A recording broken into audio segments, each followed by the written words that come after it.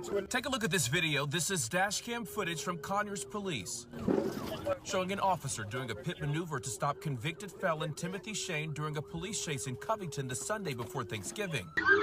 Shane was caught and arrested. He was accused of kidnapping his ex-girlfriend and faced multiple charges, including felony fleeing, possession of methamphetamine, along with reckless driving. I remember all that. Akila Dice lives down the street from where this pursuit happened. Scary because I got kids, so I ain't never been around nobody that kidnapped, so it was scary. And it's getting even scarier now that Shane is on the run again. Officials say he escaped custody while getting a mental health evaluation at Grady Memorial Hospital early Monday.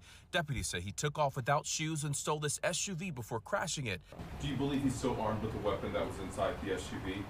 We have no reason to believe that he has gotten rid of it or dumped it, but we last knew that he had taken that firearm from that vehicle that he wrecked out to begin with. Since he stole that firearm, since he's proven that he is willing and bold enough to steal 2 cars and run from police and law enforcement, we definitely believe that he is still armed and dangerous. Something that Conyers Police echoes. They tell Channel 2 Action News that at one point during their pursuit, the 52-year-old was going nearly 130 miles per hour. For them to initiate a pursuit to ultimately apprehend a violent criminal here in our city was phenomenal work. Law enforcement will bring him back to justice.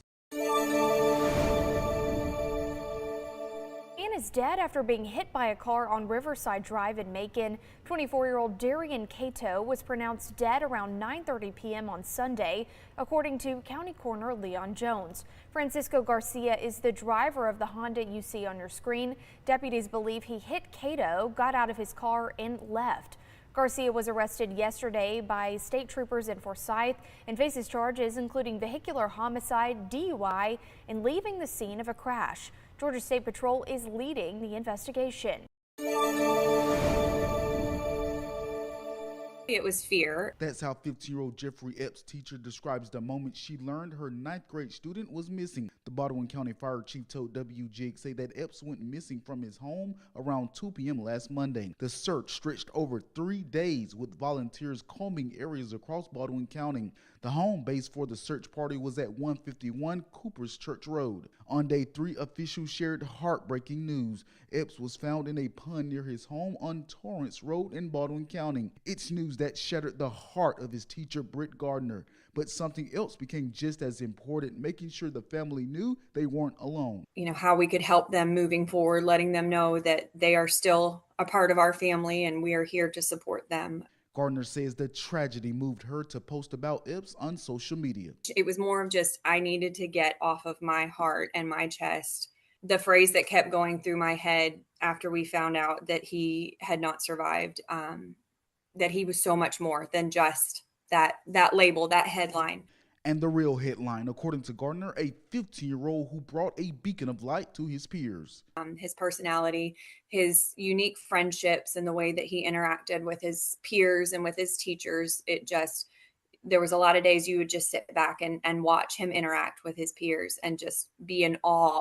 Gardner says this heartbreaking loss has sparked conversations about safety. We are able to use this and have Jeffrey be a shining beacon of what we can do to support and how we can make a positive change for our students. And he will never, ever be forgotten. Gardner leaves this message for Epps' family. I love them and they will never be not a part of our family. Reporting in Milledgeville, I'm Carlos Stevens, WGXA News. To your local headlines, the Bibb County Sheriff's Office is asking for help finding this man, 24-year-old Titus Tavius Freeman Jr. of Macon. They say he may have important information about the triple murder on William Street last month. Freeman does not have warrants out for his arrest, but he may know more about what exactly happened. If you know anything, call the Bibb County Sheriff's Office.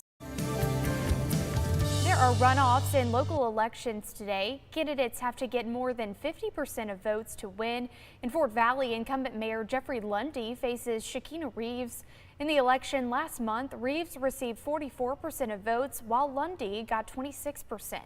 And in Milledgeville, Arlene Simmons and Brooke Snyder go head-to-head for a spot on City Council. Simmons originally got 50% of the votes, and Snyder got 25%. There are a few runoffs in Crisp County. Incumbent Joshua DeRizzo and Joe Wright compete for the role of city commissioner at large. Incumbent Royce Reeves Sr. faces Bernard Finn for city commissioner for Ward 2, and incumbent Isaac Owens meets George Singletary for city commissioner for Ward 3. We'll keep you updated as the votes come in on air and online. Well, happy Tuesday, everybody. After a good soaking rain for all of Middle Georgia overnight last night, we received at least an inch of rain, some of us 1 to 2 inches, much needed across the area.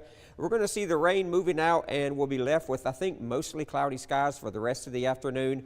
Maybe a few breaks in those clouds, getting a little sunshine with our highs going up, I think most of us to the mid to upper 50s.